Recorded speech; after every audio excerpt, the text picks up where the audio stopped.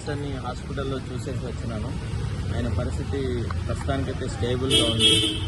అంత అంటే ఆయన లైఫ్కి ప్రమాదం ఉంది అని అట్లాంటి మాటలు అయితే ఏం చెప్పలేదు.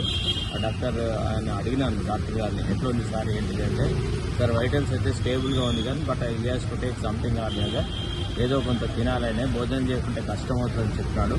నేను జడ్సన్ గారిని రిక్వెస్ట్ చేస్తున్నాను, అట్లనే విద్యార్థి లోకంతో కూడా రిక్వెస్ట్ చేస్తున్నాను, మీరు అందరూ జడ్సన్ గారిని కన్విన్స్ చేయండి, ఆయన ఏదో కొంత తిని భోజనం చేసేసి ఆయన నిరాహార దీక్ష విరమించేలాగా చేయండి. ఈ ప్రభుత్వం యొక్క నిరంకుశ విధానాల మీద ఇంకొక రకంగా మనం ఫైట్ చేద్దాం. తప్పకుండా పార్లమెంట్ సమావేశాలు స్టార్ట్ అవుతుంది. రాహుల్ గాంధీ గారిని కలుస్తాము, సోనియా గాంధీ గారిని కలుద్దాము, విన్నారా, ప్రియాంక గాంధీ గారిని కలిసి మరి నిరుద్యోగుల విషయంలో కూడా ఈ ప్రభుత్వం చేస్తున్నటువంటి ఈ నిరంకుశ విధానానికి సరైన సమాధానం ఆయనే చెప్పుకుందాం.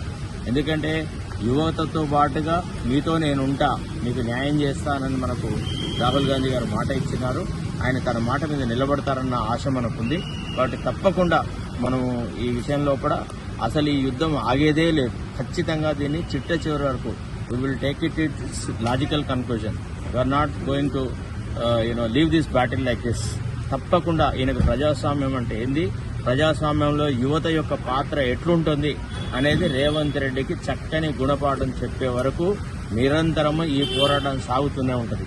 అది ఇక్కడ జరుగుతుందా ఇంకొక చోట జరుగుతుందా కానీ ఎట్టి పరిస్థితుల్లో మాకు ఒక డెడ్ లైన్ ఉంది రేవంత్ రెడ్డి పరిపాలన మీద, రేవంత్ రెడ్డి యొక్క ముఖ్యమంత్రి పదవి మీద. కాబట్టి ఆ డెడ్ లైన్ మేము డెఫినెట్ గా రీచ్ అవుతాం. ఓకే, మీరు చెప్పినప్పుడు ఏమంటున్నాడు, విరమించుకుంటా అని చెప్తున్నా? లేదు, నేను విరమించుకోను అన్నాడు. విద్యార్థులకు న్యాయం జరిగే వరకు నేను విరమించుకోను, నేను చావనైనా చేస్తా కానీ విద్యార్థులతో పాటే ఉంటా, విద్యార్థులకు న్యాయం జరగాల. ఇప్పుడు హాల్ టికెట్లు రిలీజ్ చేసేసి తర్వాత విద్యార్థి లోకాన్ని చాలా అవమానపరుస్తూ ముఖ్యమంత్రి ఏదైతే మాటలు మాట్లాడో ఆయన చాలా బాధపడ్డాడు. అసలు తను సానుభూతి వ్యక్తం చేయకపోగా, సమస్యను పరిష్కరించడానికి చర్యలు తీసుకోకపోగా, ఖచ్చితంగా ఇదంతా వేరే ఎవరో చేయిస్తున్న ఉద్యమం అని, దీని వెనుక బీఆర్ఎస్ పార్టీ ఉందని, దీని వెనుక కోచింగ్ సెంటర్లు ఉన్నాయి అని ఏదైతే రేవంత్ రెడ్డి గారు నోరు జారారో, ఇష్టం వచ్చినట్టు మాట్లాడో, దాంతో అతను చాలా బాధగా ఉన్నాడు. నిజం చెప్పండి సార్, నేను వేరే వాళ్ళ సమర్థతో నిలబడ్డానా అది ఇదని నన్నే ప్రశ్నలు వేయడం మొదలెట్టాడు. నేను చెప్పినానట్ట కాదు జడ్సన్ గారు, మీరు ప్రిస్టేజ్గా ఇట్లా అని పోకండి, దయచేసి మీ ప్రాణాలు చాలా అవసరం విన్నారా. మీరు మీ నేతృత్వంలో, మీ నాయకత్వంలో మేమంతా మీకు సహాయకారిగా నిలబడ్డాం గతంలో, ఇప్పుడు కూడా నిలబడతాము. మీరు తప్పకుండా ఒక యోధుడు, ఇట్లాంటి చిన్న చిన్న విషయాలకు మీ ప్రాణాలు అర్పించాల్సిన అవసరం లేదు, తప్పకుండా మనం సాధిస్తాము. ఇట్లా కాకుండా ఇంకో రకరకాల మార్గాలున్నాయి.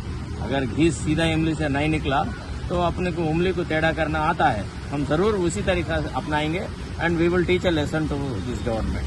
Okay sir, thank you.